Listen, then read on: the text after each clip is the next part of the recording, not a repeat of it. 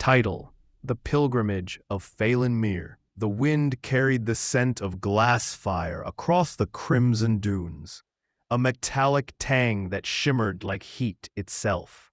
Thalen Mir tightened the strap of his sand cloak and glanced toward the horizon, where the sun was split into three burning halves. They would converge soon, and when they did, night would fall over the wastes of Ceridune. A night filled with whispering lights and unseen eyes. He had been walking for 6 days. The sands beneath his boots weren't true sand at all, but the powdered remains of a dead ocean. Each grain a fragment of crystal, soft enough to sink into, sharp enough to cut. And beneath those dunes, if the old priests spoke true, lay the bones of the sleeping god, a being whose pulse still throbbed faintly through the ground. That was where Thalen was headed, to the Heart Spire, a monolith of unknown origin that jutted from the desert like a frozen scream. The pilgrimage was said to grant truth, not salvation, not power, but truth. Most never returned to tell what that truth was, and that, precisely, was why he had come. The beginning, the last oasis. Thalen had begun his journey from Raven's Well, the last oasis before the dunes devoured all signs of life. The city was built around an enormous obsidian well, whose waters shimmered with threads of blue fire. The locals claimed the light came from veins of aether glass, a living mineral that hummed softly to those who listened. In Raven, travelers were marked before departure, a stripe of glowing paint drawn across the eyes, to signify they had looked upon the world and might one day look beyond it. The paint itched as it dried on Thalen's skin.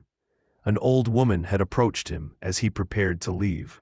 Her robes were patched with symbols of forgotten constellations. "You're not the first to seek the spire," she said, "but you might be the first who walks toward it instead of away from something." Thalen had smiled. Perhaps both. He didn't tell her about the dreams, how for months he had seen visions of the desert, the glass fire, and a colossal shadow moving beneath it. Nor did he mention the voice that whispered his name in languages that didn't belong to any living tongue. The journey, the living desert. By the third day, the world had grown strange. The dunes shifted of their own accord, flowing like tides. Every time Thalen blinked, the constellations above him had changed slightly, stars rearranging as if to mark his progress. At dusk, he saw creatures moving along the horizon, sand striders, immense reptilian beasts that glided across the dunes with sails of translucent skin. Their eyes were clusters of gemstone facets, and when they moved, the wind sang through their membranes like flutes. He rested near a cluster of glass-bloom cacti, whose petals opened at night to reveal glowing cores. He crushed one under his boot by accident, and the liquid inside spilled out, shimmering like starlight. It hissed as it touched the ground, etching faint runes into the sand. "Everything here remembers," he murmured. On the 5th night, he was woken by the sound of whispering.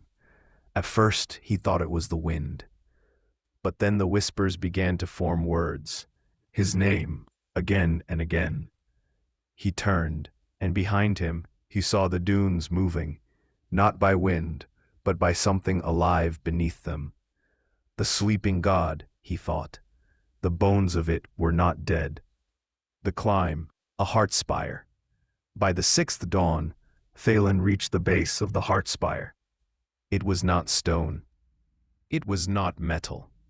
It was something between, a smooth, black surface that pulsed faintly like a heartbeat. Its face was covered in carvings that shifted when unobserved. The spire stretched beyond the clouds, yet somehow Thalen felt it also reach downward into the heart of the world. At the base, a stairway had formed, narrow steps spiraling upward, half-formed, as though waiting for someone to climb them. Each step he took burned faintly underfoot. Halfway up, he felt time distort. His heartbeat slowed, his breath thickened, and his thoughts seemed to echo. He saw memories flicker on the spire's surface. His childhood by the riverbanks of the city of Lorothi, the day he buried his mother, the moment he swore he would never kneel before the gods again. And then, scenes he didn't recognize, himself standing at the top of the spire, himself lying dead beneath it, himself becoming light. At the summit, the stairway ended at a platform of translucent glass. Beneath it, the world curved away, a vast sea of crystal dunes.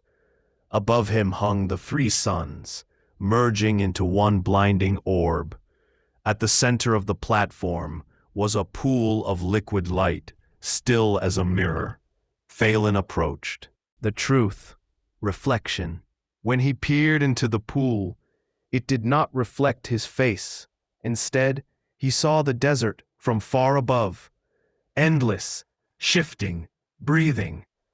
Beneath the surface of that desert was something vast and alive, curled like a serpent, its scales the dunes themselves. He realized then, the sleeping god was not a myth.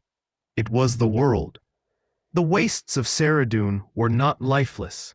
They were the skin of a dreaming being, and the heart spire its heart made visible, and the pilgrims who vanished.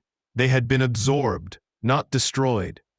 The pool rippled, and a voice spoke, not with sound, but inside his thoughts. You have come to ask. Now ask truly. Thalen fell to his knees. What am I? You are memory, said the voice. You are what the world dreams of when it imagines itself alive. The surface of the pool broke apart, and images flooded his mind. Ages upon ages of this world's birth, collapse, rebirth. Civilizations made of wind, mountains that sang, seas that remembered their travelers. Every pilgrim had come here searching for meaning, but the spire only revealed one truth. There was no distinction between dreamer and dreamed. He looked at his hands. They shimmered faintly, dissolving into motes of glasslight. He wasn't dying. He was returning. The resolution, the awakening. When the suns rose again, the desert had changed. A new spire stood beside the first, smaller, but gleaming with veins of silver and blue. The people of Ravenswell would see it that evening, and speak of a new star fallen to earth. They would send explorers, pilgrims. They would carve songs of its light. But Thalen Mir was gone. Or rather, he was everywhere. The hum in the cacti, the shimmer in the wind, the resonance in the dunes. His thoughts flowed through the world's veins like current. The sleeping god had turned slightly in its dream, and the world had changed with it. Far away, under the triple suns, the desert sang a new note, one no ear had ever heard before. And if you listened closely, within that song, you could almost hear a voice whispering, "Walk, and the world will wake with you."